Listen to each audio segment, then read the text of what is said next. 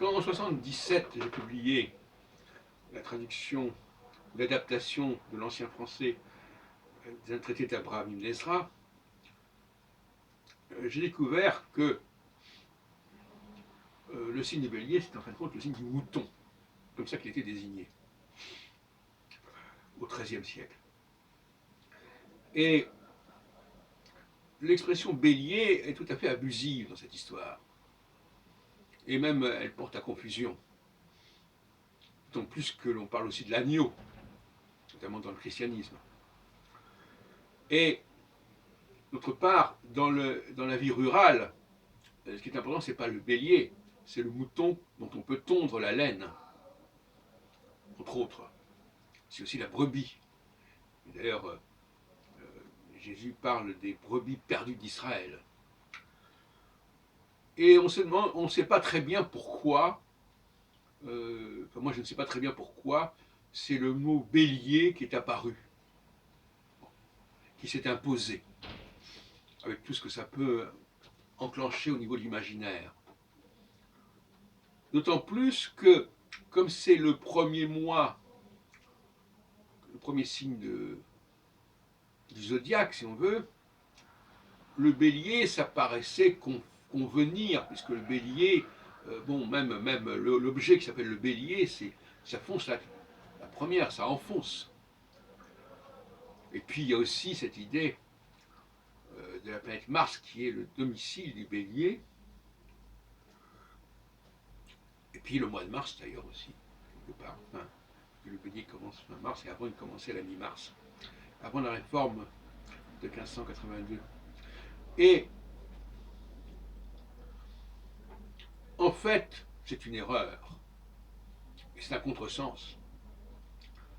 Euh, L'autre contresens, dont j'ai parlé d'ailleurs assez largement récemment, c'est la question du porc qui a disparu du zodiaque.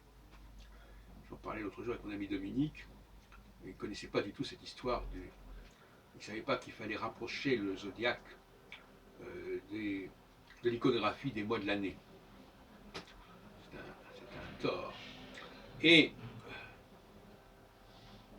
le porc et l'agneau, vous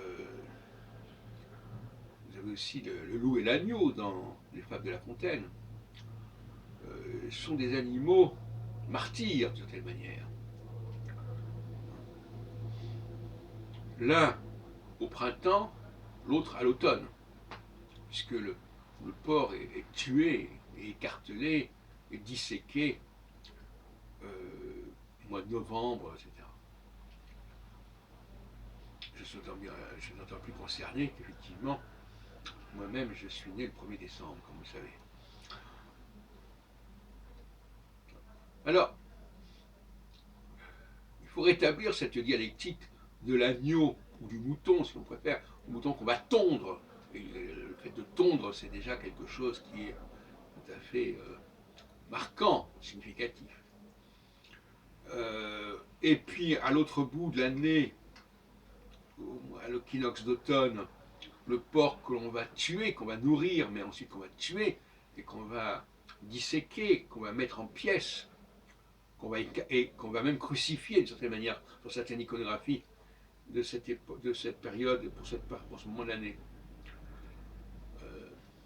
Donc tout ça fait que l'astrologie elle s'isole parce que justement sa propre symbolique est faussée et défectueuse et lacunaire.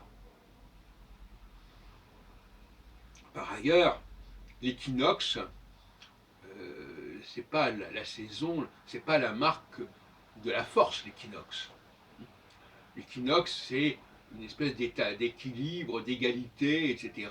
Bon, ça n'a rien à voir avec le bélier.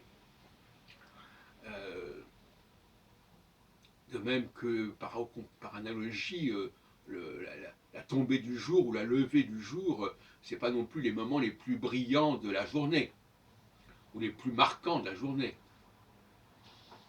Donc le dossier du bélier est un dossier extrêmement problématique.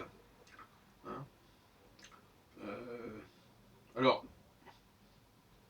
il faut faire sauter ce bastion du bélier, hein, d'autant plus que de toute façon, le point ne s'oppose pas de cette façon. C'est un métalangage. Non seulement c'est un métalangage, c'est un langage qui est emprunté pour des questions de commodité, mais en plus c'est un langage qui est corrompu, qui est défectueux. Comme d'ailleurs la plupart des métalangages, puisque le métalangage, c'est simplement une commodité. Donc c'est pas grave que ce soit cohérent ou pas cohérent, ou que c'est pas grave que ça soit déformé.